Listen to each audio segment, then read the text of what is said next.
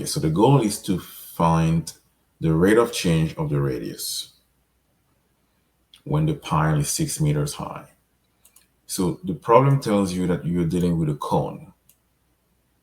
And the volume of a cone, I'll write here, is 1/3 pi r squared h. So essentially the volume of a cylinder over 3.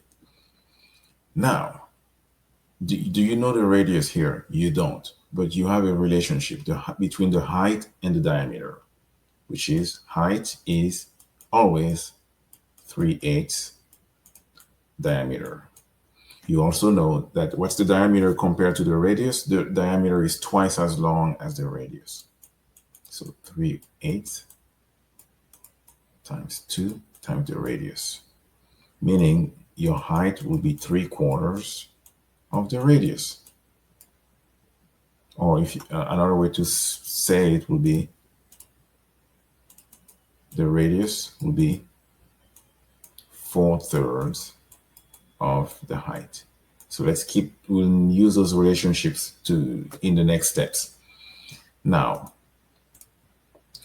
we know that here, this unit, this number, 20 meters cubed per minute, that's the rate of change of volume. In other words, it's the variable dV/dt. So dV/dt is 20 cubic meters per minute. dV/dt is also the derivative of volume. So you have to differentiate this. But first, so let's write the new formula for volume. So we'll come back to that. So V is equal to 1/3 times pi times r squared times h. But what's h? H is 3/4 of r. And as you can see, you can simplify these 3 with that 3, which leaves us with volume equals pi r cubed over 4. So volume is pi r cubed over 4. Now let's come back to differentiation. dV/dt is pi over 4 because pi and 4 are constants. But r is not. R is a variable. So it's going to be 3r squared dr dt. Okay. And in this case, do we know r? Well, you don't know r directly, but you can find it because you know the height is 3/4 of the radius, meaning. So you see why we kept that relationship here? Because we were going to use it now. The radius is 4/3 of the height. So in this context where the height is 6, it means the radius is 4/3 times 6, which gives you 8. So you have a radius of 8. So you can plug that radius into the formula. So dV/dt, which is 20. So 20, which is dV/dt, is equal to pi r squared.